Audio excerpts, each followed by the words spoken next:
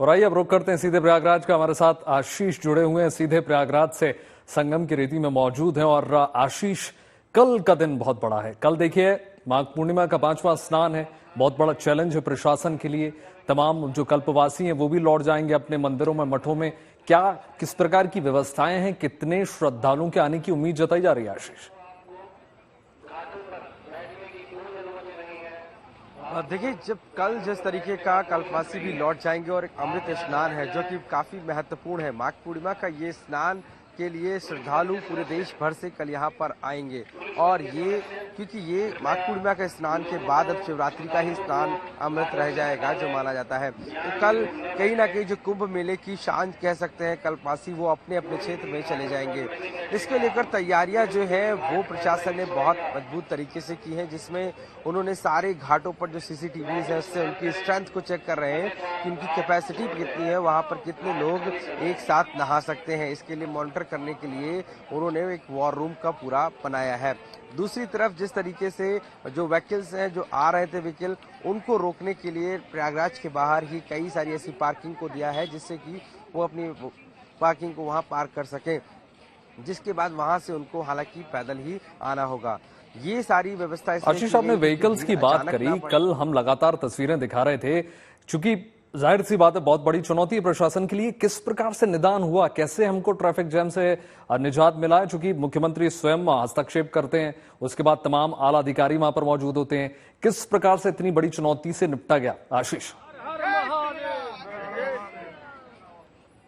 देखिए, जिस तरीके से हमने देखा कि जो व्हीकल्स पिछली बार यानी कि वीकेंड्स पे लगातार बहुत लंबी जाम लग गए थे, उसके बाद से ही प्रशासन का ये मानना था कि जो अंदर जाने चाहिए थे, यानी कि जो स्टैंड में जहां पर पार्किंग था वहां पर जाने चाहिए थे, वहां पर नहीं जा सके थे, जिसकी वजह से इतना लंबा जाम लगा।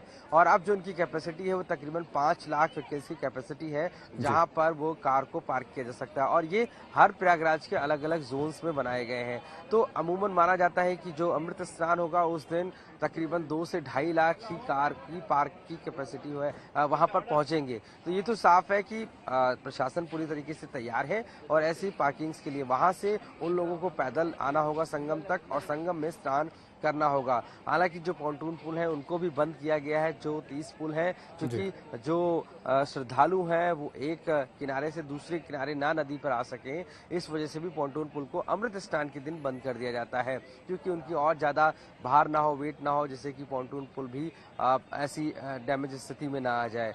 तो कहीं ना कहीं ये एक रहता है। उसके बाद लोग जो संगम नोस पे नहाने आते हैं, स्नान करने आते हैं, वहां पर भी ये अनाउंसमेंट किया जा रहा है कि जो लोग वहां पर स्नान करें उसके बाद तुरंत मूव हो जाएं, घर की तरफ चले जाएं और दूसरों को स्नान करने दें, क्योंकि उसकी भी कैपेसिटी लिमिटेड है। तो ऐसे में कल प्रशासन ने वहां भी कई तरीके की तैयारियां की, अनाउंसमेंट्स लगातार करेंगे, लगातार जो लोग नहाएंगे उनको आगे बढ़ाने की बात भी कही जाएगी।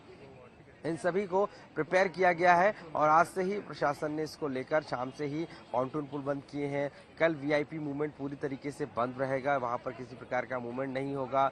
और इस तरीके से इस पूरे जो एरिया है उसको कहीं ना कहीं प्रशासन ने अपने कंट्रोल में आशीष, पूरी एक्टिविटीज की जा रही है। आज भी भजन, आराधना, कहते हैं कि कल सब कुछ बंद हो जाता है, कल अंतिम दिन होता है और उसके बाद जो है तमाम कल्पवासी भी लौट जाते हैं, प्रतिज्ञा लेते हैं 1 साल की, और 1 साल के बाद पुनः आने का जो है वो संकल्प भी लेते हैं।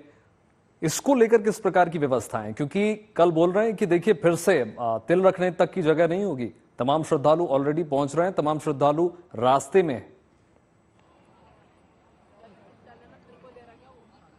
बिल्कुल, देखिए मैक्सिमम जो कल्पवासी हैं वो कहीं ना कहीं कल तो जो जा चुके हैं और कल जो है एंड है, यानी कि कल के जो स्नान के बाद पूरी तरीके से कल्पवासी चले जाएंगे, सारे अखाड़े मूव हो जाएंगे और मूव हो जा चुके हैं ऑलरेडी, जो है वो भी मूव हो जाएंगे।